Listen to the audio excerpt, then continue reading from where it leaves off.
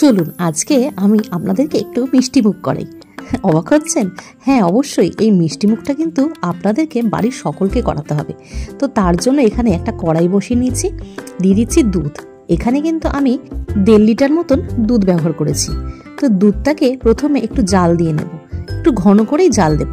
এদিকে আমি কিছু ফল কেটে নিচ্ছি। আমি এখানে নিয়েছি কলা, আম, আর এখানে নিয়েছি বেদানা।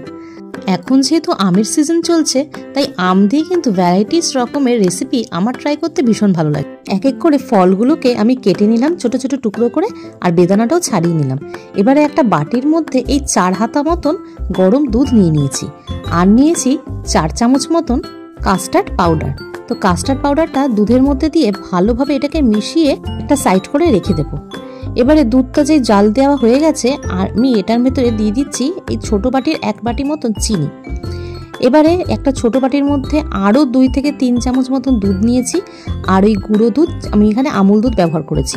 গুঁড়ো দুধটা একটা আমুল দুধের 10 টাকার প্যাকেট নিয়েছি, সেটাকে পুরোটা মিক্সড করেছি। মিক্সড করে ওই দুধের মধ্যে ঢেলে দিলাম।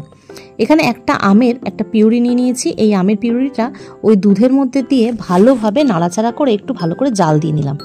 দুধটা বেশ ঘন হয়ে গেছে। প্রথমে যে কাস্টার্ডটা মিলিয়ে রেখেছিলাম, সেই কাস্টার্ডটাকে দুধের সাথে মিশিয়ে দিলাম। এবারে 4টে বোল নিয়ে নিয়েছি, সেই বোলের মধ্যে আমি এই কাস্টার্ডটাকে ঢেলে দিলাম, আর ওপর দিয়ে সেই ফ্রুটসগুলো এক এক করে সাজিয়ে দিলাম। রেডি হয়ে গেছে আমার ম্যাঙ্গো কাস্টার্ড। তো কেমন হলো আমার রেসিপিটা, আর কেমন লাগলো আপনাদের, আমাকে অবশ্যই কমেন্ট করে জানাবেন। ভালো লাগলে একটা লাইক আর শেয়ার করে দেবেন। আর অবশ্যই আমার চ্যানেলে নতুন নতুন মজাদার রেসিপি দেখার জন্য আমার চ্যানেলটিকে কিন্তু সাবস্ক্রাইব করতে হবে। তো চলুন এবারে কাস্টার্ডটাকে একটু ঠান্ডা করে ফ্রিজে রেখে দিই। আর ঠান্ডা ঠান্ডা কাস্টার্ড খেতে কিন্তু দারুণ লাগে। বাড়ির সকলকে পরিবেশন করুন, আপনিও খান। দেখা হচ্ছে আবার একটা নতুন ভিডিও নিয়ে। ভালো থাকবেন।